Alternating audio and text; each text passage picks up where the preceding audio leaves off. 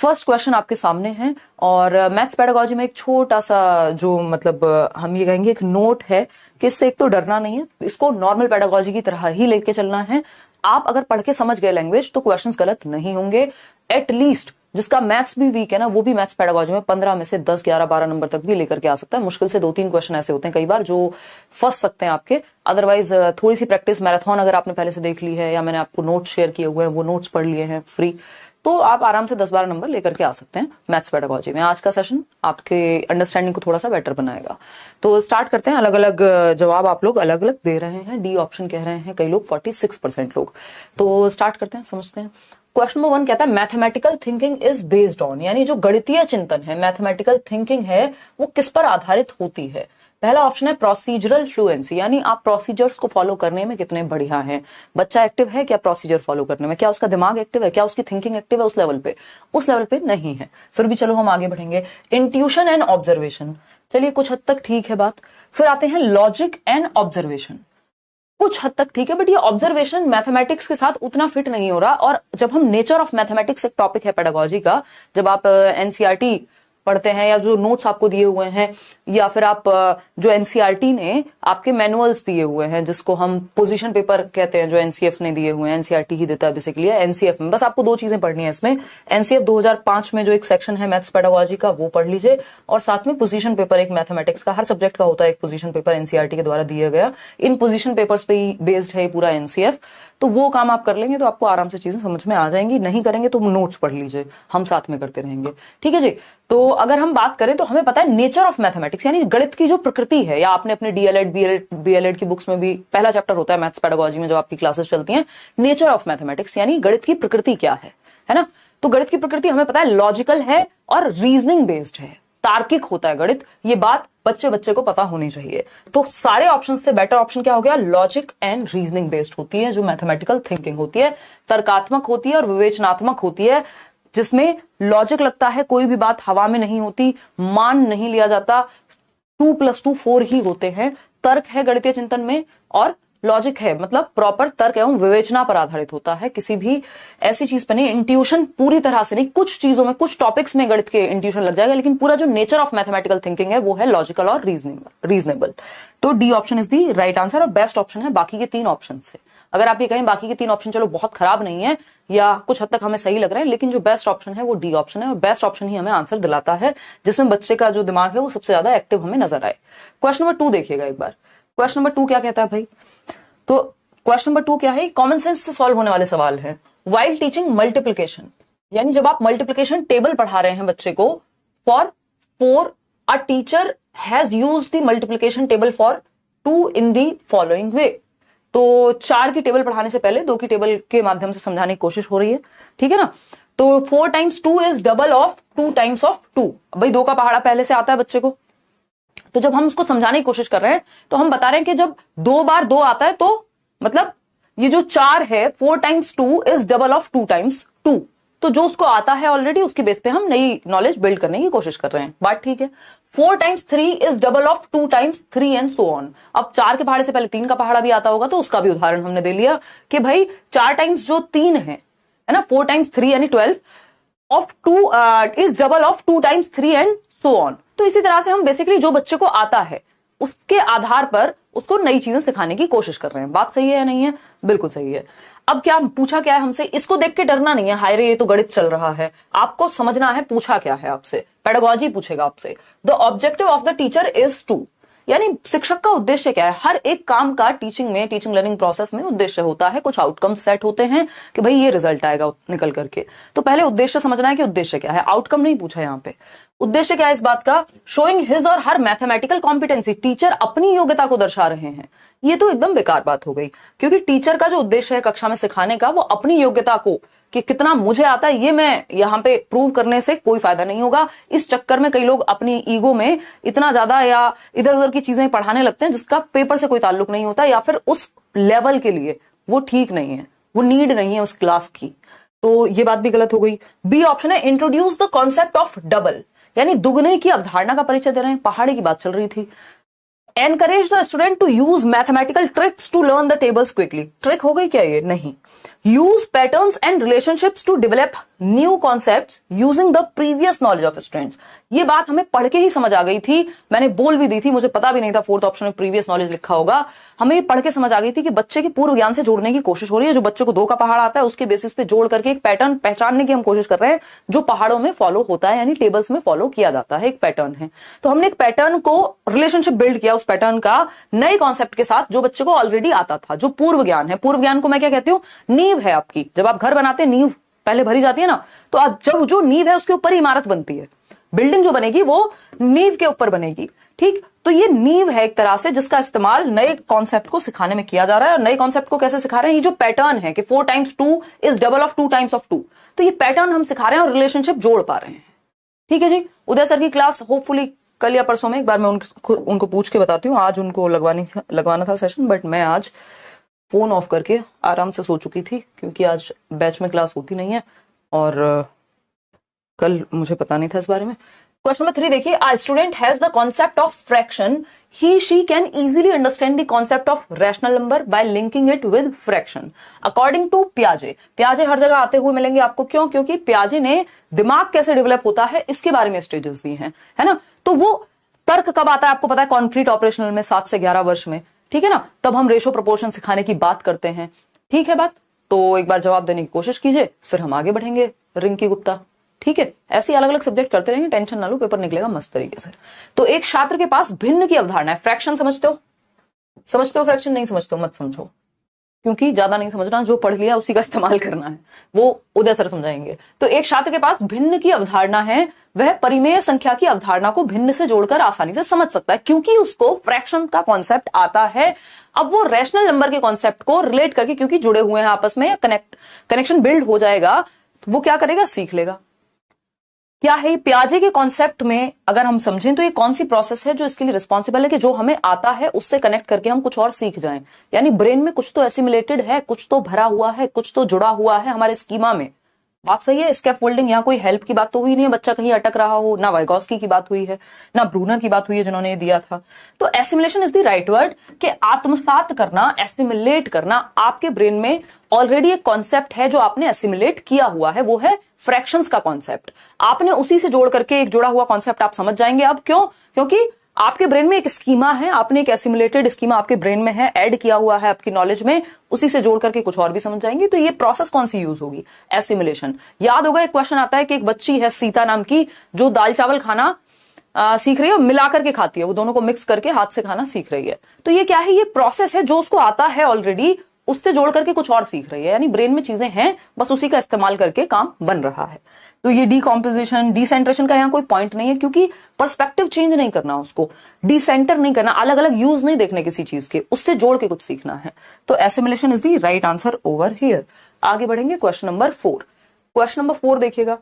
Question number 4 है आपका, अगर आप 10 सेट बैठ करके 5 सेट मैं सॉल्व करा दूं, या जितना भी हो पाएगा उतना करने की कोशिश करेंगे, 5 आप खुद से, 10 आप खुद से बैठ करके सिर्फ प्रीवियस ईयर के सेट सॉल्व कर लेते हैं, ये 15-15 नंबर के, 10 नंबर से 1 नंबर कम आएगा नहीं। और वो जो फ्री नोट्स दिए हुए हैं डिस्क्रिप्शन बॉक्स में उनको पढ़ लेना, है ना। ऊपर ही रहोगे, फिर आप 15 के आसपास ही जाओगे। बल्कि a grade 4 student is unable to do multiplication. एक चौथी कक्षा का बच्चा है जो मल्टीप्लीकेशन नहीं कर पा रहा है, जबकि हम FLN में फ्लुएंसी और जो आपका फाउंडेशनल लिटरेसी एंड न्यूमरेसी की बात है, जो हम कह रहे हैं कि बच्चे को तीसरी कक्षा तक आ जानी चाहिए कि बेसिक जोड़ घटा गुणा भाग वो सीख जाए, पढ़ना लिखना वो सीख जाए। ये आपका नेशनल एजुकेशन पॉलिसी कहती है ना। और कक्षा 3 तक, यानी लगभग 8-9 साल की उम्र तक, 9 साल की उम्र से पहले पहले बच्चे को ये आना चाहिए। लेकिन एक बच्चा है जो चौथी क्लास में आने के बावजूद आपका मल्टीप्लीकेशन उसको नहीं आता, involving 2 digit numbers, 2 digit number का। भाई 2 डिजिट में मुश्किल होती है ना, हो सकता है 1 डिजिट का उसको आता होगा, तो 2 डिजिट नंबर, यानी उसको कहीं 32 गुणा 32 करो तो उसको दिक्कत हो सकती है। ठीक, which of the following can be best adopted by the teacher to help the child learn multiplication of 2 digit numbers. अब टीचर को कौन सी युक्ति का इस्तेमाल करना चाहिए कि वो 2 डिजिट, 2 संख्याओं का गुणा करना उसको सिखा पाए बच्चे को? तो पहला ऑप्शन है, he she should make the student memorize multiplication. अब आपने पेडागोजी इतनी पढ़ ली है, CDP इतनी पढ़ ली है, आपको पता है कि याद कराना, रट्टे लगवाना, ये सब कोई बहुत एक्टिव रखने का तरीका बच्चे को नहीं है। उसे विद्यार्थियों को पहले गुणन सारणी पहाड़े याद करवाने चाहिए, होता है ऐसा, लेकिन अब यहाँ 2 डिजिट की बात हो रही है, तो 2 डिजिट में ऐसा नहीं है कि पहाड़े उसको आते ही नहीं होंगे, है ना भाई। अगर सिंगल डिजिट भी आती होगी तो कुछ पहाड़े आते भी होंगे। तो मुद्दा यहाँ पे याद करवाना नहीं होता कभी भी, सिंपल फंडा ये है। He she should tell the student to use calculator to multiply 2 numbers। तो फिर टीचर का क्या चार डाले वो बेचारा बच्चा, जब उसको कैलकुलेटर से ही हमेशा जो है गुणा करनी है, तो कोई सेंस इस बात का बना नहीं। बच्चा उतना एक्टिव यहाँ नहीं है। बच्चे को सिखाने पे हमें जोर देना है यहाँ पे, ये नहीं है कि बस आंसर आ जाए, ठीक है ना। ठीक बात है, पेडागोजी आसान लगने लगी आपकी वजह से, बहुत बढ़िया अभिलाषा। चलिए आइए, तो अगर हम बात करते हैं सी ऑप्शन की, he she can first help the student with multiplication of single digit number and then use heuristics for 2 digit numbers. यानी वह पहले एक अंकीय संख्या की गुणा करने में विद्यार्थी की मदद करे कि भाई हम प्रीवियस नॉलेज पे जाते हैं ना, हम सीधा 4th फ्लोर पे नहीं जाएंगे, पहले 1st फ्लोर बनेगा या उससे पहले आपकी नींव भरी जाएगी, फिर उसके आधार पे चीजें बनेंगी। तो हम प्रीवियस नॉलेज से कनेक्ट करेंगे, पहले उसको जो सिंगल डिजिट का मल्टीप्लीकेशन है उस पर फोकस करेंगे, उसको हेल्प करेंगे कि वो उसके साथ डील करना सीख जाए। सिंगल डिजिट के साथ जो एक अंक वाली संख्याएं होती हैं कि उसको 3 गुणा 5 करना आ जाए अच्छे से। उसके बाद हम जाएंगे किधर, 2 डिजिट नंबर पर, और कौन से वो फंडे हैं या ह्यूरिस्टिक्स हैं या तरीके हैं, जुगाड़ हैं, जिनके माध्यम से हम 2 डिजिट नंबर को मल्टीप्लाई कर पाएंगे, ये वो सीख पाए। बात तो सही है, तरीका यही होना चाहिए। हम कहा नोन टू अननोन लेके चल रहे हैं। ये कौन सी अप्रोच है आपकी पेडागोजी में, ये है नोन टू अननोन की अप्रोच, सिंपल टू कॉम्प्लेक्स की अप्रोच। क्या है ये, नोन टू अननोन, शिक्षण का सूत्र है ये, ज्ञात से अज्ञात की ओर। जो बच्चे को आता है, क्या आता है, प्रीवियस नॉलेज, जो उसका पूर्व ज्ञान है, तो ज्ञात से अज्ञात की ओर ले जाते हैं हम, सिंपल टू कॉम्प्लेक्स ले जाते हैं, सरल से जटिल की ओर। ऐसा नहीं होता डायरेक्ट पहले जटिल की ओर जाएं। तो आपको सबको पता है कि पहले हमें सिंगल डिजिट मुश्किल लगते हैं, फिर हम वो सीख जाते हैं, वो हमारे लिए सिंपल हो जाते हैं, और फिर हम 2 संख्याओं वाली गुणा सीख पाते हैं। तो सरल से जटिल की ओर जा रहे हैं हम यहाँ, बात तो सही है। फिर आता है आपका डी ऑप्शन, इसको भी पढ़ लेते हैं, क्या पता ये इससे भी अच्छी बात कर रहा हो। डी ऑप्शन है, he she can perform the multiplication algorithm repeatedly on the blackboard and ask the student to solve similar problems using the algorithm taught. कि जो भी मेथड, जो भी तरीका, जो भी एल्गोरिथम, जो भी स्टेप बाय स्टेप प्रोसेस को एल्गोरिथम बोलते हैं, सिखा दिया है, बता दिया है ब्लैक बोर्ड पे मल्टीपल टाइम। अब बच्चे को अगर समझ में ही नहीं आया, आप 70 बार बता दो ब्लैक बोर्ड पे, करते रहो, खुद से ही खेलते रहो, तो ये तो सेंस बना नहीं। बच्चा एक्टिव है सी ऑप्शन में, और उसके सिंपल टू कॉम्प्लेक्स का हम यहाँ रूल भी फॉलो कर रहे हैं। हम नोन टू अननोन भी ले जा रहे हैं बच्चे को, और एक एक करके चीजें जोड़ करके सिखा रहे हैं। तो सी ऑप्शन सबसे बेहतर ऑप्शन है जो बच्चे के पक्ष में है। ठीक है, क्वेश्चन नंबर 5 पर जाएंगे। बहुत ही आसान सा सवाल, बट इसके लिए आपको 2-3 कॉन्सेप्ट पता होने चाहिए, नहीं तो गड़बड़ हो जाएगी। बस नंबर 75, बस का नंबर क्या है 75, goes to the central market, एक केंद्रीय बाजार में जा रही है आसपास कहीं या जहां पे भी। Here the use of number is dash, यानी ये जो नंबर का यूज हुआ है, बस संख्या 75। भाई बस संख्या होती है ना, ऐसे दिल्ली में बहुत सारी बसेस चलती हैं, किसी बस का नंबर होगा 623, किसी का 302 होगा। ऐसा 302 हो तो खैर क्या ही होता भी होगा, अब तो मुझे बहुत टाइम हो गया बस में ट्रेवल किए, बट हाँ नंबर्स होते हैं अलग अलग। जो डीटीसी की बसेस हैं, दिल्ली ट्रांसपोर्ट कॉर्पोरेशन की, या ऐसी अलग अलग रोडवेज की बस है, तो उसमें भी कुछ ना कुछ तो होता ही है, जिसके माध्यम से हम मान लेते हैं बस नंबर 75 एक नंबर है। ठीक, अब ये बस नंबर 75 जो है सेंट्रल मार्केट की तरफ जा रही है। ये जो नंबर का यूज है, यानी इस 75 का क्या मतलब है यहाँ पे, ये कार्डिनल है, ये नॉमिनल है, ये ऑर्डिनल है, या ये सीरियल नंबर है बस का, बताइए बताइए फटाफट से।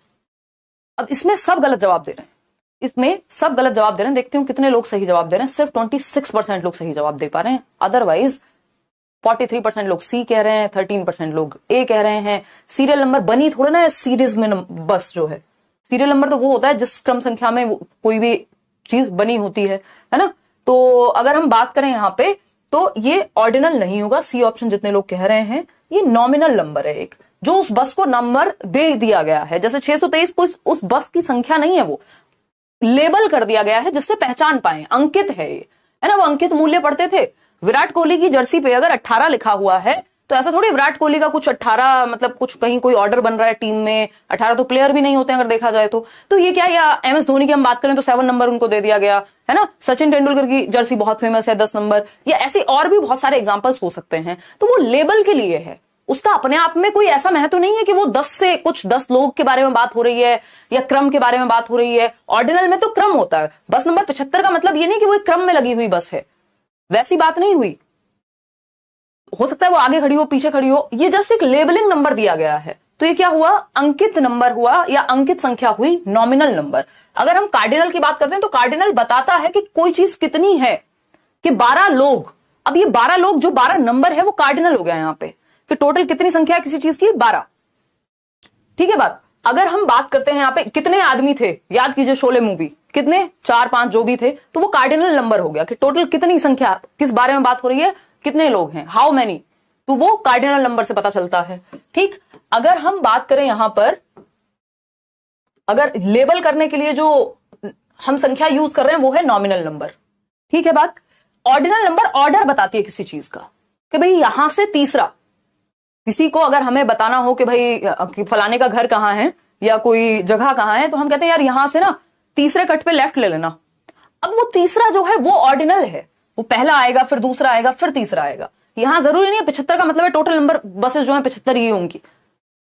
सीरियल नंबर हमें पता ही है, कोई चीज जब बनती है तो उसकी एक सीरीज में एक नंबर होता है, क्रम संख्या, जो एक तरह का अगर देखा जाए तो ऑर्डिनल नंबर ही हो गया, कि ऑर्डर के हिसाब से सीरीज बनाई गई है। तो ये एक बेसिक सी बात है, nominal number is the right answer, ध्यान रखिएगा। ऑर्डिनल ऑर्डर को क्रम सूचक है। क्वेश्चन नंबर 6, सीरियल नंबर नहीं है वो बस का, जो कई लोग सीरियल नंबर अभी भी कह रहे हैं। क्वेश्चन नंबर 6 देखिएगा एक बार। क्वेश्चन नंबर 6 क्या है, when asked to numerically represent the number 402। ये क्वेश्चन हर बार आता है पेडागोजी में, बस थोड़ा सा घुमा फिरा करके पूछ लेता है। ठीक है जी। अगर हम बात करें, 402 लिखने को कहा गया बच्चे को, है ना, कक्षा 5 के एक विद्यार्थी को जब 402 लिखने को कहा गया तो वह 4002 लिख देता है ना, 4002 लिख देता है। उसी प्रकार 608 लिखने को कहा गया तो 6008 लिख देता है, एक जीरो एक्स्ट्रा चल रही है। ठीक है ना। इस भ्रांति का सर्वाधिक उपयुक्त स्पष्टीकरण क्या है, ये जो मिसकॉन्सेप्शन बन गया है बच्चे के दिमाग में, इसको कैसे ठीक करें। हम सबने बचपन में ये गलतियां की हैं भाई। पेडागोजी आपको पढ़ के समझना है कि बच्चे को सिखाना कैसे है। पहला ऑप्शन है the child is simply careless, बच्चे में कमी नहीं ढूंढनी होती। पहली बात ये, हमारे मेथड में कुछ कमी रही होगी या किसी कॉन्सेप्ट में कोई कमी रही है, इसका मतलब ये नहीं है कि बच्चे में कमी रही है। हर एक बच्चा क्रिएटिव है, क्यूरियस है, और क्या है, एबिलिटी टू लर्न के साथ जन्म लेता है। ये चाइल्ड सेंटर्ड एजुकेशन, जो आपकी बाल केंद्रित शिक्षा है, वो मानती है। कंस्ट्रक्टिविस्ट अप्रोच भी इसी को मानेगी, रचनावादी भी। तो ये तो गलत हो गया। The child is simply writing the number as he she hears it, उसको जैसा सुन रहा है वैसा वो लिख रहा है। अब 402 सुन रहा है और 4008 लिख रहा है, या 4002 लिख रहा है, तो ये तो सेंस नहीं बना, है ना। द चाइल्ड हैज, इसका मतलब है कहीं ना कहीं कॉन्सेप्चुअल अंडरस्टैंडिंग में प्रॉब्लम है। The child has not fully understood the place value system. हमेशा ये क्वेश्चन घुमा फिरा के आपको देखने को मिलता है कि क्या गड़बड़ है भाई, प्लेस वैल्यू नहीं समझ पा रहा है बच्चा, कि इकाई धाई जो आपका जो 1 10 100 1000 जिसको हम बोलते हैं, इकाई धाई सैकड़ा, 1000 10,000, वो वाला कॉन्सेप्ट जो प्लेस वैल्यू का कॉन्सेप्ट है वो नहीं समझ पा रहा बच्चा। तो हम ये कहेंगे साधारणतः बच्चा वही लिखता है, वो तो गलत बात हो गई। बच्चे को स्थानीय मान प्रणाली की पूर्ण समझ नहीं है, अभी वो क्लियर नहीं हो पा रहा है इस कॉन्सेप्ट को लेकर के, जो प्लेस वैल्यू का कॉन्सेप्ट है, कि प्लेस वैल्यू से सारी कहानी बदल जाएगी। जो चीज 402 थी, एक जीरो एक्स्ट्रा लगता ही वो 4002 बन गई। तो ये प्लेस वैल्यू के कॉन्सेप्ट में बच्चों को दिक्कत है, इसलिए मिसकॉन्सेप्शन हो रहा है। फिर भी डी ऑप्शन चेक करेंगे। The child lakhs intelligence and mathematical knowledge, बच्चे में तो बुद्धि की ही कमी है। अब ये सेंसलेस बात हो गई। एज अ टीचर आपको ऐसी बात कभी नहीं करनी कि बच्चे में तो बुद्धि की कमी है, गणितीय ज्ञान की कमी है। अरे ये सब गलतियां, एरर्स जो हैं, पार्ट ऑफ लर्निंग है। त्रुटियां होना साधारण सी बात है, सामान्य सी बात है, प्राकृतिक सी बात है। अगर मैं कहूं गलतियां, कोई कभी गलती ही नहीं करता हो तो वो थोड़ा प्रॉब्लमेटिक बात है। तो यहां स्थानीय मान की समझ में उसको कंफ्यूजन है, कॉन्सेप्ट अभी क्लियर नहीं है। C option is the right answer. Question number 7 देखिएगा एक बार, ये क्या पूछता है। क्वेश्चन नंबर 7 कहता है a teacher gives the formula to find the area of a rectangle. भाई रेक्टेंगल आयती बोलते हैं ना हिंदी में, तो एक रेक्टेंगल का एरिया फाइंड आउट करने को टीचर ने कहा है, एक फॉर्मूला बताया है। ठीक है ना। Ask the children to find the area of different rectangular cutouts the teacher is using.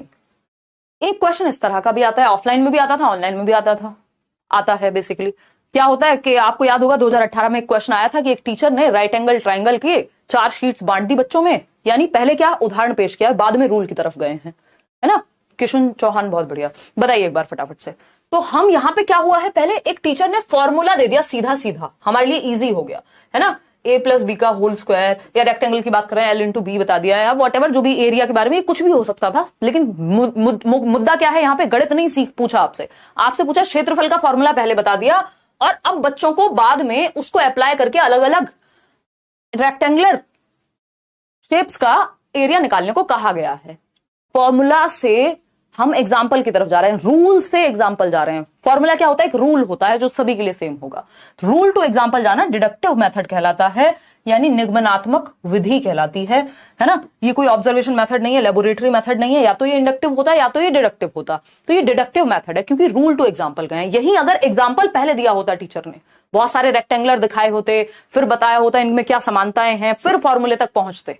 यानी पहले हमने परिभाषा नहीं बताई संज्ञा की, यहां पे पहले परिभाषा बता दी, बाद में उदाहरण बताए। अगर पहले उदाहरण बता देते बाद में परिभाषा तक जाते तो वो इंडक्टिव मेथड हो जाता। तो यहां पे सिंपली लिख सकते हो इंडक्टिव मेथड बोले तो एग्जाम्पल टू रूल, उदाहरण से नियम की ओर जाना। वहीं अगर हम डिडक्टिव की बात कर रहे हैं तो यहां रूल टू एग्जाम्पल जाना, यानी नियम से उदाहरण की ओर जाना। इसमें गलती कर देते हैं जबकि ये इतना आसान क्वेश्चन है, ठीक है ना। तो ये बेसिक बात हमें ध्यान में रखनी है। 2 मिनट लेकर के हम इसको थोड़ा सा समझ भी लेते हैं। इंडक्टिव और डिडक्टिव कहीं भी पूछा जा सकता है। ये दोनों अप्रोचेस देने का जो श्रेय है एक्चुअल में वो जाता है अरस्तु को, यानी एरिस्टोटल को, ठीक है ना, एक यूनानी दार्शनिक। इंडक्टिव रीजनिंग या डिडक्टिव रीजनिंग या मेथड के नाम से हम बाद में जानते हैं, ठीक है। इसमें मैंने शायद एक बहुत पुरानी वीडियो आपको मिल जाएगी व्हाइट बोर्ड वाली। डिडक्टिव मेथड, निगमनात्मक विधि, ये हर सब्जेक्ट में यूज हो जाती है, चाहे आप ग्रामर पढ़ रहे हो, व्याकरण यानी कि, चाहे आप कोई और सब्जेक्ट पढ़ रहे हो, ठीक है ना। तो यहां पे हम इसको आगमन विधि, किसको, इंडक्टिव मेथड को शांति से समझेंगे। 15 ही क्वेश्चन है आज, ज्यादा क्वेश्चन है, छोटी रहेगी क्लास क्योंकि 15 ही क्वेश्चन का सेट करेंगे। ऐसे सेट आप 10-12 लगा लेंगे, आपकी पेडागोजी इतनी बढ़िया हो जाएगी कि आप पेपर में 15 में से 10-12 नंबर कम से कम ले आए। यदि कुछ टेढ़े मेढ़े क्वेश्चन भी आ गए 2-3 थियोरी बेस्ड, आगमन विधि और ये है आपका निगमन विधि। क्या है ये, निगमन विधि। क्लियर है बात भाई। ग्रामेटिकल चीजों में या गणित में डिडक्टिव मेथड काफी यूज होता है। तो अगर हम बात करें, यहां पहले आपने रूल बता दिया बच्चे को, क्या बताया, रूल बता दिया। रूल टू एग्जाम्पल लेकर के जाते हैं, यानी नियम से उदाहरण की ओर। संज्ञा की परिभाषा बताई और फिर उसके उदाहरण बताए, है ना। किसी वस्तु स्थान किसी व्यक्ति वस्तु स्थान के नाम को संज्ञा कहते हैं। फिर बताया आगरा क्या है, एक संज्ञा हो गई। तुम्हारा नाम क्या है, हिमांशी, संज्ञा हो गया। इसी तरह से जब आपने पहले डेफिनेशन बताई कि भाई noun is the name of a person, place और thing is known as noun, फिर बाद में आपने एग्जाम्पल दे दिए कि तुम्हारी जो फेवरेट डिश है छोले भटूरे, वो क्या है, आपकी संज्ञा का ही उदाहरण है। तो पहले नियम बताया, और यहाँ पे यही तो हुआ है, पहले फॉर्मूला बता दिया और फिर फॉर्मूला से प्रैक्टिस कराए जा रहे हैं हम, a+b का होल स्क्वायर, और फिर बहुत सारे क्वेश्चंस दे दिए। तो ये क्या हुआ, रूल टू एग्जाम्पल जाना है, ठीक। अगर हम इंडक्टिव की बात करें, छोटे बच्चों के लिए इंडक्टिव ज्यादा बेटर रहता है, बाकी डिपेंड करता है कहाँ आप कौन सी अप्रोच यूज करेंगे, वो उस चीज पे डिपेंड करेगा जो आप पढ़ा रहे हैं। दोनों का मिक्स एंड मैच भी चल सकता है। छोटे बच्चों के लिए इंडक्टिव ज्यादा बेहतर रहता है क्योंकि यहां हम उदाहरण से नियम की ओर जाते हैं। हमने बहुत सारे राइट एंगल ट्राइंगल दिखाए, ये क्वेश्चन आया था 2018 में, बहुत सारे राइट एंगल ट्राइंगल दिखाए और उसके बाद हमने बच्चों से रूल पूछा कि इनमें समानता क्या दिख रही है। ये ऐसा हो गया, अगर मैं गणित के कॉन्सेप्ट के हिसाब से बताऊं, कि आपने पहले क्या किया, 4 शीट दे दी बच्चों को जिसमें स्क्वायर बना था। स्क्वायर समझते हो, वर्ग कहते हैं स्क्वायर को। 4 पिक्चर दी या 4 पेपर दिए बच्चों को जिसमें स्क्वायर्स थे, ठीक। अब आपने कहा कि इसके बारे में तुम्हें क्या लग रहा है कि क्या समानता है इनमें, या क्या प्रॉपर्टी हो सकती है इसकी। तो बच्चे कहेंगे ये चारों की ही जो डायमेंशन है वो बराबर है, जो चारों भुजाएं हैं वो बराबर हैं वर्ग में। तो फिर हम रूल पे गए, रूल तक हम पहुंचते हैं उदाहरण से कि भाई ये जो 4 साइड्स होती हैं वो इक्वल होती हैं एक ट्राइंगल में, सॉरी वर्ग में, या जिसको हम स्क्वायर कह रहे हैं, या ट्राइंगल की अपनी प्रॉपर्टीज होंगी। तो आपने पहले एग्जाम्पल से रूल गए। अगर आप डायरेक्ट पहले रूल बता दें कि भाई चारों भुजाएं बराबर होती हैं एक वर्ग के अंदर या एक स्क्वायर के अंदर, तो वो तुरंत डिडक्टिव बन जाएगा। क्यों, क्योंकि फॉर्मूला पहले बता दिया, ठीक है ना। तो यहां पे एग्जाम्पल टू रूल, या हम एग्जाम्पल को कहते हैं स्पेसिफिक टू जनरल, बट वो उतना बनता नहीं है। रूल टू एग्जाम्पल का मतलब है जनरल टू स्पेसिफिक, सामान्य से विशिष्ट की ओर। इतनी बेसिक बातें ध्यान रखनी है, सिंपल, ये एक लाइन याद रखोगे चल जाएगा काम। आगे बढ़ेंगे क्वेश्चन नंबर 8 पर। क्वेश्चन नंबर 8 क्या कहता है भाई, समझते हैं। पेडागोजिकल क्वेश्चन है, लैंग्वेज हमेशा बड़ी होती है बट डरना नहीं है, आपने घबराना नहीं है। बताइए क्वेश्चन नंबर 8 फटाफट से। गुड इवनिंग भाई, बताओ एक बार। सब्सक्राइब करके बेल आइकॉन दबा करके रखा करो ताकि नोटिफिकेशन टाइम पे पहुंच जाए, या फिर टेलीग्राम चैनल पे भी जुड़ जाओ ताकि वहां फिर मैं कोई भी सेशन होता है उससे पहले नोटिफिकेशन आपका जाता ही है।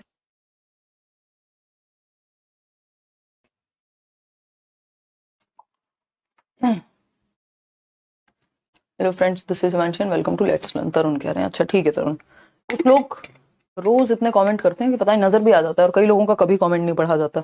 इसमें मेरा कोई अपराध नहीं है, ये रैंडम होती हैं चीजें, वो तो नहीं हो पाएगा रूप, एसएमएस वाला पेपर तो नहीं नहीं नहीं, वो नहीं दे पाएंगे भाई गोपाल सर। सभी लाइक कर दो सेशन को। अरुणा देखो कितनी प्यारी बात कर रही है, जवाब दे दिया आपने पोल में अरुणा, बताइए। 53% लोग। चलिए देखते हैं, ए कह रहे हैं 53% लोग। जेनेट अपनी कक्षा में बहुभुज के कई उदाहरण देती है, यानी Janet uses many examples and non examples. Non examples पता है ना, जो उस चीज के अराउंड होते हैं या इनडायरेक्टली उस चीज को क्लियर करने में मदद करते हैं हमारी। कि जब आपने समझाया कि ट्राइंगल क्या होता है तो आपने एक एग्जांपल दे दिया किसका, स्क्वायर का, कि देखो स्क्वायर ट्राइंगल नहीं होता, तो ये नॉन एग्जांपल हो गया, ठीक है ना। तो जब आप एग्जांपल और नॉन एग्जांपल दे रहे हैं किसका, पॉलीगन्स का, यानी बहुभुज का। In her class, she uses mathematical vocabulary and engages the students in discussions. यानी बच्चे एक्टिव हैं क्योंकि चर्चा में इन्वॉल्व कर रही हैं teacher. She has the knowledge of errors, यानी बच्चे गलतियां करते हैं ये टीचर को पता है। And alternate conceptions, उनको ये भी पता है कि बच्चे कई बार भ्रांतियां पैदा हो जाती हैं बच्चे के दिमाग में। जैसे अभी एक मिसकॉन्सेप्शन पढ़ा था ना हमने थोड़ी देर पहले, कोई क्वेश्चन था तो भ्रांति पैदा हो जाती है। वो सोच सकता है कि नहीं यार रेक्टेंगुलर की भी चारों साइड बराबर होती हैं, मतलब कुछ भी ऐसी भ्रांति मिसकॉन्सेप्शन पैदा हो सकता है, ये भी टीचर को पता है पहले से। As a mathematics teacher which of the following is most appropriate for Janet. अब जेनेट एक गणित की शिक्षिका के रूप में सबसे उचित बात जेनेट के लिए क्या है, बताइए। हाँ पोल में आंसर देते हैं और फिर चेंज कर लेते हैं। आजकल तो चेंज वाला system I think Talib change हो गया, अब आप शायद अपना आंसर चेंज नहीं कर पाते हैं। देखिएगा, तो अगर हम बात करें, आप भी तो इसलिए पढ़ रहे हैं पेडागोजी में अल्टरनेट कॉन्सेप्शंस, ये जो आपकी वैकल्पिक अवधारणाएं हैं हम क्यों जान रहे हैं। पेडागोजी में अलग से एक टॉपिक है जिसपे हम चर्चा करते रहते हैं।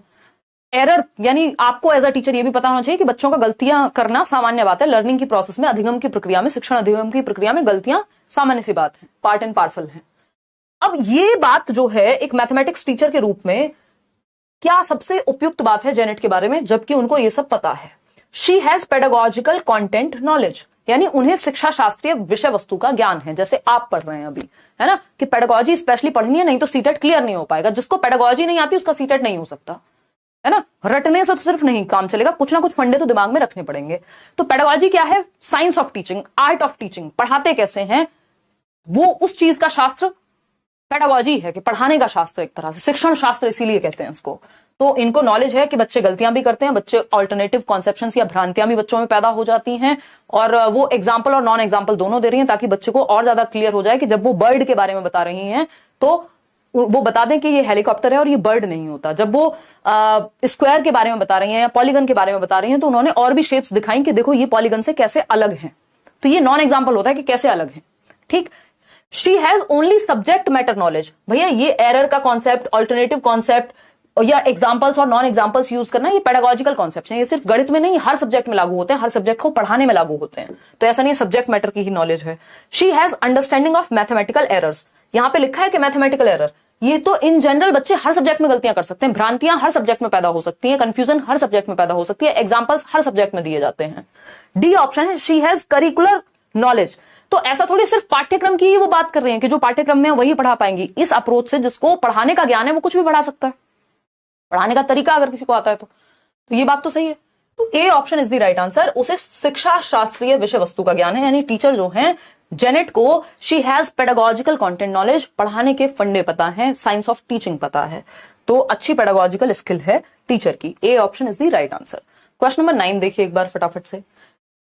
क्वेश्चन नंबर 9 कहता है इन अ कंस्ट्रक्टिविस्ट क्लासरूम, एक रचनावादी कक्ष। याद कीजिए आपका एनसीएफ भी रचनावाद को फॉलो करता है, आपकी नेशनल एजुकेशन पॉलिसी भी, यानी रचनावाद क्या कहता है, प्याजे, वाइगोस्की, ब्रूनर, ये सब रचनावादी हैं जो कहते हैं बच्चे को एक्टिव रखो, मीनिंगफुल लर्निंग होनी चाहिए, अर्थ निर्माण होना चाहिए, ठीक है ना, ठीक है। हाँ सही है शिवानी शर्मा, बिल्कुल। देखिए जवाब दीजिए, 72%, 71% लोग ए दे रहे हैं जवाब। चलिए देखते हैं। तो एक कंस्ट्रक्टिविस्ट क्लासरूम में जहां नॉलेज को कंस्ट्रक्ट किया जाएगा, बच्चे को एक्टिव रखा जाएगा, अब mathematics teacher can improve the teaching and learning process by, एक संरचनावादी कक्ष में गणित का एक शिक्षक शिक्षण एवं अधिगम प्रक्रिया में सुधार कैसे कर सकता है, बच्चों को और ज्यादा एक्टिव रख के। रिफ्लेक्टिंग ऑन क्लासरूम प्रैक्टिसेस, यानी कक्षाई प्रक्रियाओं पर मनन करके कि आज मैंने क्या पढ़ाया, क्या सही हुआ, कहां बच्चों को कंफ्यूजन हुई, अगली बार कौन सा बेहतर उदाहरण दिया जा सकता है, एग्जाम्पल कौन सा और बेटर यूज किया जा सकता है, बच्चों को ज्यादा एक्टिव कैसे रखा जा सकता है, इस चीज पे मेटाकॉग्निटिव परासंज्ञानात्मक क्षमताएं वो यूज कर रही हैं, मेटाकॉग्निटिव एबिलिटीज यूज कर रही हैं, रिव्यू कर रही हैं, प्लान कर रही हैं, रिफ्लेक्ट कर रही हैं, मेरी टीचिंग लर्निंग में क्या चेंज आना चाहिए और बेहतर कैसे बनाऊं। हर दिन का एक प्लानिंग होती है टीचर की। तो ये बात एकदम सही है कि यहाँ पे रचनात्मकतावाद फॉलो हो रहा है, क्योंकि बच्चे को सेंटर में रखा जा रहा है। Giving more questions for practice, सिर्फ अभ्यास के लिए ज्यादा प्रश्न दे देना, अब ये तो रिफ्लेक्ट करके पता चलेगा ना कि कमी कहां है या बेहतरी की जरूरत कहां है, इंप्रूवमेंट की जरूरत कहां है। अब सीधा बस प्रैक्टिस, हर चीज का इलाज प्रैक्टिस, ऐसा नहीं होता। सर का दर्द है तब भी डॉक्टर पेट दर्द की दवाई दे, हार्ट अटैक आया किसी को तो उसमें भी पेट दर्द की दवाई दी जा रही है, तो वैसी बात हो गई, हर चीज के लिए प्रैक्टिस करा दो बस। Focusing only on summative assessment, summative assessment ऐसे ये होता है जजमेंट के लिए, अंत में होगा, और टीचिंग लर्निंग प्रोसेस के एंड में जो आप सबमिटिव हाफ ईयरली या ईयरली एग्जाम देते हैं और सीधा आपको पता चल जाएगा इतने % आपने अचीव किया है। जबकि फॉर्मेटिव असेसमेंट ज्यादा बेटर है, उसमें फीडबैक मिलता है और वो during the process of teaching learning होता है। मतलब जैसे अभी आप साथ में पोल भी दे रहे हैं, मैं साथ में डिस्कशन भी कर रही हूं, तो टीचिंग लर्निंग प्रोसेस के बीच में चल रही है ये चीज या साथ में चल रही है, इसको फॉर्मेटिव असेसमेंट कहेंगे, रचनात्मक आकलन। जबकि आप पेपर फाइनल देकर के आएंगे, वहां पे एक बार में ही कहानी खत्म है, सबमेटिव असेसमेंट है वो। तो सबमेटिव असेसमेंट कोई सही तरीका नहीं है, रचनावादी कक्षा कक्ष ये नहीं मानता कि लास्ट में बस नंबर में डिवाइड कर दो। Identifying bright students and preparing them for competitive examinations, रचनावाद ये नहीं कहता कि कुछ बच्चों को तो निकाल लो और उनको कॉम्पिटिटिव एग्जाम के लिए प्रिपेयर कराओ क्योंकि वो ब्राइट हैं और बाकी बच्चों को छोड़ दो। रचनावाद तो बच्चे की क्या है, यूनिकनेस पे जाएगा। थोड़ा फास्ट कराइए, चलिए ठीक है फास्ट कराइए, बहुत जल्दी में है। जो लोग पेडागोजी से डरते हैं, स्पेशली मैथ्स पेडागोजी से, उनको और डरा दें। तो कक्षाई प्रक्रियाओं पे रिफ्लेक्ट करेगी टीचर, मनन करेगी, चिंतन मनन करके, और फिर आगे क्या चेंज हो सकता है। टीचर क्या है, फैसिलिटेटर है। रचनावाद में टीचर सुविधादाता है।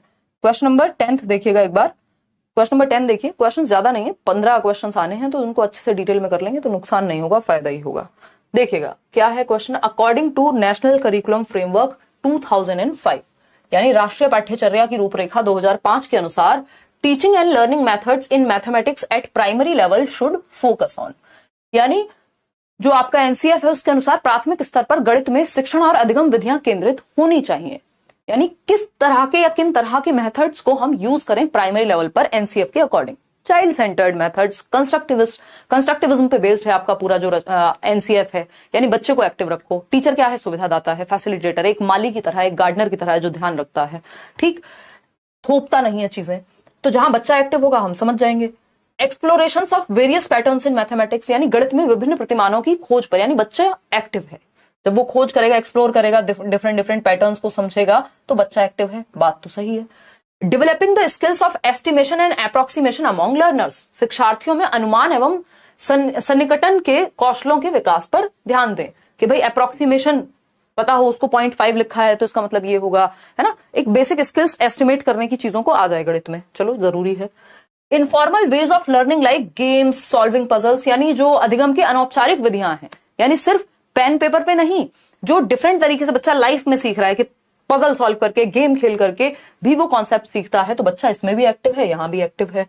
रिगरस प्रॉब्लम सॉल्विंग, देखो प्रॉब्लम सॉल्विंग तक बात सही थी, वो भी प्रॉब्लम सॉल्विंग किस लेवल पे कह रहे हैं, प्राइमरी लेवल पे। अंतहीन प्रॉब्लम सॉल्विंग, बस समस्या समाधान कराओ रात और दिन, ये वैसी सी बात हो गई। रिगरस प्रॉब्लम सॉल्विंग सही उत्तर नहीं है ना। तो डी ही यहां सिर्फ नेगेटिव है, और एबीसीडी का तो वैसे भी हमारे पास ऑप्शन नहीं है, तो आंसर जो है एबीसी हो जाएगा, सिंपल। क्योंकि परिशुद्ध समस्या समाधान, यानी सिर्फ समस्या समाधान पे हार्डकोर फोकस कर रहे हैं प्राइमरी लेवल पे, जब आपको बच्चे को एक्टिव रखने पे फोकस करना है। अभी वो इतना बड़ा समस्या समाधान करता नहीं बन गया है, तो रिग्रेस नहीं लिखा होता तो एक बार को फिर भी इंक्लूड कर लेते, या फिर चारों ऑप्शंस होते, तब भी ऐसा नहीं, मुझे नहीं लगता कि लोग फिर रिग्रेस वर्ड अपने आप हटा देते। आपसे दुश्मनी तो है नहीं, तो C option is the right answer over here. आगे बढ़ेंगे, क्वेश्चन नंबर 11 देखिएगा।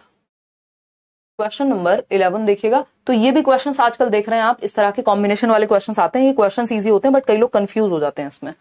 विच of the following are the various structures associated with the concept of division, भाग, याद कीजिए, है ना, संबंधित विभिन्न, किससे संबंधित, विभाजन से संबंधित। जो डिवीजन है आपका, भाग देना है ना, 32 को भाग देना है किससे, 6 से, ठीक।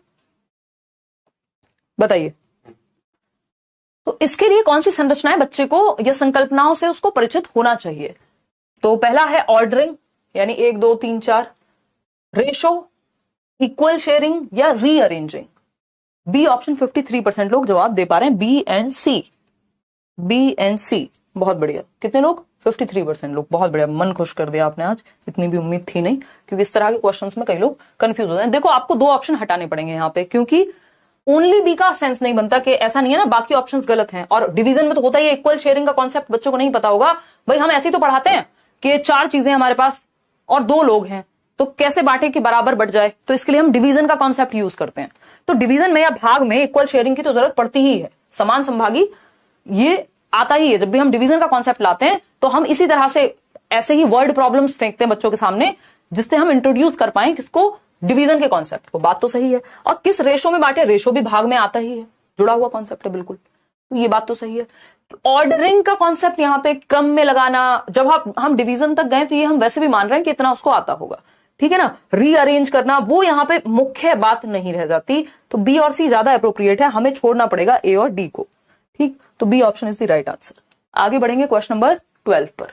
ये क्या कहता है भाई? क्वेश्चन नंबर 12 कहता है development of numeracy skills does not imply, यानी जो संख्यात्मक ज्ञान है बच्चे का, या संख्याई कौशल के विकास का अर्थ क्या नहीं है। नॉट पूछा है आपसे, है ना। वो फाउंडेशनल लिटरेसी एंड न्यूमरेसी की हम बात कर रहे थे कि बच्चे को बेसिक संख्यात्मक ज्ञान होना चाहिए। बताइए एक बार फटाफट से बताइए क्या जवाब सही होगा। नोट्स तो आपको कान्हा मिले हुए हैं ऑलरेडी, मैंने डिस्क्रिप्शन बॉक्स में टेलीग्राम पे भी पिन किए हुए हैं। फ्री नोट्स हैं वो 5 सब्जेक्ट के, पढ़ लो एक बार उनको देख करके, ठीक है जी। आज सारे ठीक जा रहे हैं, बहुत बढ़िया ललित यादव। देखिए बी ऑप्शन कितने लोग कह रहे हैं? 74% लोग। चलिए समझते हैं। संख्याई कौशल के विकास का अर्थ नहीं है, आपको एक नेगेटिव ऑप्शन चूज करना पड़ेगा। Knowledge about numbers and number operations, संख्याओं और संख्याओं की प्रक्रियाओं के बारे में ज्ञान होना, बिल्कुल हम कहेंगे किसका क्या है ये? एक न्यूमरेसी के बारे में, संख्यात्मक जो समझ है आपकी उसके बारे में बात है। Understanding about numbers as well as shapes, आपको नंबर्स और शेप्स के बारे में आइडिया हो, चलो ठीक है, ये बात भी, बच्चा एक्टिव भी है और नंबर्स के बारे में जानकारी आना होगा। रोट मेमोराइजेशन, बस मिल गया आपको जवाब। Rote memorisation of counting numbers, ये रटना तो कभी भी हम कहते ही नहीं है कि हमारे किसी भी पढ़ाने के मेथड में आना चाहिए कि हम रटवा रहे हैं, मेमोराइज करवा रहे हैं, रिकॉल करवा रहे हैं बच्चे को, रिप्रोड्यूस करवा रहे हैं मियर इंफॉर्मेशन को, है ना। Skills required for handling data in real life, ये सारे बढ़िया हैं, लेकिन रोट मेमोराइजेशन गलत है, और जो गलत है वही सही है क्योंकि पूछा ही गलत है। तो C option is the right answer over here. Question number 13 देखेंगे और देखते हैं कि क्या पूछा है क्वेश्चन नंबर 13 में। देखते हैं। एट प्राइमरी स्टेज यानी प्राथमिक स्तर पर mathematics text books include a variety of poems, stories and patterns. Which of the following describes the most appropriate reason for this as per the NCF 2005? जो आपका document है, जो आपको NCF जिसको हम कहते हैं, जो आपको दिशा देता है कि कौन सी चीजें कैसे पढ़ाई जानी चाहिए, NCERT ने डेवलप किया था। अभी नया NCF भी आ चुका है, ठीक है ना। बताइए। बहुत बढ़िया। डी ऑप्शन 76% लोग कह रहे हैं, और 2 सवाल और हैं इसके बाद, और फिर पोल वाली दीदी सो गई हैं, नहीं पोल वाले भैया हैं वो वैसे भी थोड़े सोए हुए रहते हैं। देखिएगा एक बार, अगर हम बात करें, सोई नहीं है एक्चुअली, होता क्या है कि जिनका इंटरनेट वीक होता है कई बार उनके पास पोल पहले आ जाता है, वीडियो थोड़ी कई बार अटकने में, क्योंकि पोल इजी सी बात है इंटरनेट के पर्सपेक्टिव से सोचोगे तो, बहुत भारी डेटा नहीं लगेगा, और वीडियो अगर कहीं थोड़ी बहुत लैग कर जाती है तो उन लोगों को लगता है पोल पहले आ गया या तो पोल बाद में आया, तो वो नेट का कुछ प्रॉब्लम होता है, उस केस में ज्यादा ऐसा लगता है। देखिएगा, प्राथमिक स्तर के गणित थोड़ा बहुत कुछ माइक्रो सेकंड्स का इधर उधर होता भी है, बट उतना नहीं होता कि बहुत लेट लगे। प्राथमिक स्तर के गणित में पाठ्य पुस्तकें, विविध कविताएं, कहानियां और प्रतिमान संलग्न होते हैं। जब आप गणित की भी किताब पढ़ेंगे 1st to 5th की, तो उसमें बहुत सारी स्टोरीज होती हैं। आपको लगेगा पता नहीं ये क्या चल रहा है, गणित है कि स्टोरी है, क्योंकि बच्चे वैसे ही सीखते हैं। इंग्लिश भी कराएंगे प्रैक्टिस, और ना टेंशन ना लो, ठीक। तो बच्चे वैसे ही सीखते हैं। अब कौन सा रीजन एप्रोप्रिएट है एनसीएफ के अकॉर्डिंग ये इंक्लूड करने का, कि हमने मैथ्स में स्टोरीज वगैरह इंक्लूड की हैं, word problems and all, to make mathematics class less boring for the children. चलो बात तो ठीक है, लेकिन और बेटर ऑप्शन चूज करने की कोशिश करेंगे। To develop the vocabulary of children, बच्चों की शब्दावली तो भाषा से भी विकसित हो सकती है, गणित में ही कहानियां डाल के सीखेंगे। To get for some leisure time in the mathematics class, थोड़ा फालतू टाइम, फ्री टाइम मिल जाए जिसमें आराम से कहानियां चलती रहें, कोई सेंस है इस बात की। डी ऑप्शन है to make mathematics contextual and related to life experiences of children. बस आपको यही देखना है बच्चे के भले की तरफ कौन सा ऑप्शन आपको लेकर के जा रहा है, और कोई भी चीज यदि एनसीएफ कह रहा है तो वो बच्चे के भले के लिए होगी, वो टाइम पास के लिए नहीं होगी। वो वोकैबुलरी बढ़ाने के लिए जो शब्दावली है वो बेहतर हो, उसके लिए भाषा की क्लास अलग से होती है, लैंग्वेज की, हिंदी इंग्लिश की। तो गणित को संदर्भित बनाना और बच्चों के जीवन के अनुभवों से जोड़ना, ऐसा नहीं है वोकैबुलरी बिल्ड नहीं होगी, या ऐसा नहीं है इससे क्लास लेस बोरिंग नहीं बनेगी, दोनों बातें ठीक है अपनी जगह पे। लेकिन सबसे बेटर क्या है, ये उद्देश्य तो नहीं है, ये ऑब्जेक्टिव ये थोड़ी होता है कि बोरिंग कम हो जाए इसलिए पढ़ा रहे हैं, बल्कि ऑब्जेक्टिव ये होगा कि हम संदर्भ में सिखाएं बच्चे को, उसके लाइफ से जोड़ करके सिखाएं। जब हम बात करते हैं कि भाई तुम्हारे पास 5 टॉफी हैं और 6 फ्रेंड ने तुम्हारे, कैसे बांटोगे, तो ये क्या हुआ, ये हम उसके जीवन से जोड़ दे रहे हैं। तो D option is the right answer over here, इसलिए हमने वर्ड प्रॉब्लम्स या कहानियां, कविताएं ये सब जोड़ी हैं। क्वेश्चन नंबर 14 देखिएगा एक बार, क्या कहता है question number 14, second last question है। A student of class 5 performed multiplication of 2 digit numbers in the following way. 2 digit number का मल्टीप्लिकेशन एक बच्चे ने गुणा करके देखी है, 17 गुणा 26, 17 गुणा 20 प्लस 6 या 20 जमा 6 जिसको हम कह देते हैं, ठीक, 17 into 26 is equal to 17 into 20 plus 6। अब ये क्या किया बच्चे ने, उस 26 को तोड़ दिया है, बस डिफरेंट तरीके से गुणा की है, 26 को डायरेक्ट करके 20 प्लस 6, तो वो उसने अपनी क्रिएटिविटी लगाने की कोशिश की, गलत थोड़ी हो जाएगा जवाब, आंसर तो वही निकल के आएगा। तो अगर हम देखें how should the teacher evaluate this student, कैसे मूल्यांकन करे टीचर इस बच्चे का, फेल कर दे, नहीं, the teacher should give her 0 marks as this is incorrect method. पहले ही ऑप्शन में लिख दिया 0 नंबर दे दो। भाई इनकरेक्ट मेथड क्या होता है, उसने कक्षा 5 का बच्चा है, नए नए कॉन्सेप्ट सीख रहा है और अपने दिमाग के हिसाब से वो अपना क्रिएटिविटी लगाने की कोशिश कर रहा है, गलत थोड़ी जवाब किया जा सकता है। ये 26 को 20 प्लस 6 नहीं लिख सकते क्या, लिख सकते हैं, ठीक। The student has adopted a different method and hence should be praised and given full marks for this. विद्यार्थी ने एक अलग विधि का उपयोग किया है, इसलिए उसकी प्रशंसा कर पूरे अंक देने चाहिए। उसको अप्रिशिएट कर सकते हो, भाई तुमने डिफरेंट मेथड यूज किया है, बट अगर आपको अपना कोई इनपुट साथ में चिपकाना है कि बेटा इससे टाइम ज्यादा वेस्ट होता है या व्हाटएवर, तो वो आप एक कर सकते हो, लेकिन उसको उसने सही किया है, जो उत्तर है, सही दिया है, तो उस चीज के लिए आप उसको अप्रिशिएट करेंगे, और अप्रिशिएट करने के साथ साथ मतलब प्रेज कर सकते हैं, कोई दिक्कत इसमें है नहीं, उसको 0 नंबर तो नहीं देंगे। The teacher should deduct some marks for adopting a different algorithm. यही तो होता है, हम यही तो एक्सपेक्ट करते हैं कि बच्चा फिर अपनी अभिव्यक्ति भूल जाता है, फिर वो उतना ही लिखता है जैसा मेरे टीचर ने कराया, बस उतना ही लिखना है मुझे, कुछ भी अलग किया तो मैडम नंबर नहीं देंगी, यही होता है स्कूल्स में। डी ऑप्शन है, अगर अलग किया है और सही लिखा है तो कोई दिक्कत नहीं है, डिफरेंट मेथड हो सकता है, किसी बात को कहने का डिफरेंट तरीका भी हो सकता है, ये बात लैंग्वेज में भी लागू होगी, यहां भी लागू होगी। द टीचर शुड डिडक्ट नहीं, the teacher should tell the student to use the same method as taught in the classes. इसी की तो बात कर रही थी मैं, कि सेम नहीं कि मेरी टीचर ने तो ऐसे कराया मैं इसको ऐसे लिख ही नहीं सकता, है ना। तो मेरे मामा जी टीचर थे और पूरी प्राइमरी एजुकेशन मतलब उन्होंने बहुत बढ़िया एक बेस बनवा दिया था मेरा, और ये मुझे याद है, तो मैं एक डिफरेंट स्कूल में पढ़ती हूँ, वो भी पढ़ाते हैं बढ़िया से सारे सब्जेक्ट्स, और क्वालिफाइड हैं प्रॉपर, इतने साल से पढ़ा रहे हैं। अब वो मुझे अगर बचपन में बताते थे कि बेटा इसको ना ऐसे भी कर सकते हैं, या हम, मेरे को वो चीज समझ में आ गई है, लेकिन मुझे डर क्या है, मैं कहूंगी नहीं मेरी टीचर नंबर नहीं देगी मेरे को, तो वो बोलेंगे अच्छा कैसे नहीं देगी, मैं बात कर लूंगा या वॉट एवर, मतलब गलत नहीं है अगर कोई चीज, तो ये हमारे अंदर होता है। क्यों, क्योंकि हमें सिखा दिया गया कहीं ना कहीं कि teacher should tell the student to use the same method as taught in the class, कि जिस मेथड से पढ़ाया गया उसके अलावा कुछ भी इधर उधर गया नंबर गया आपका, तो ये गड़बड़ है, ये सही तरीका नहीं है। B option is the only right answer, के अलग मेथड यूज करने के लिए या किसी बात को अलग तरीके से कहने के लिए यदि सही जवाब है तो जवाब नंबर मिलने ही चाहिए, और एप्रिसिएशन भी मिलना चाहिए कि बच्चे ने क्रिएटिविटी का इस्तेमाल करने की कोशिश की है।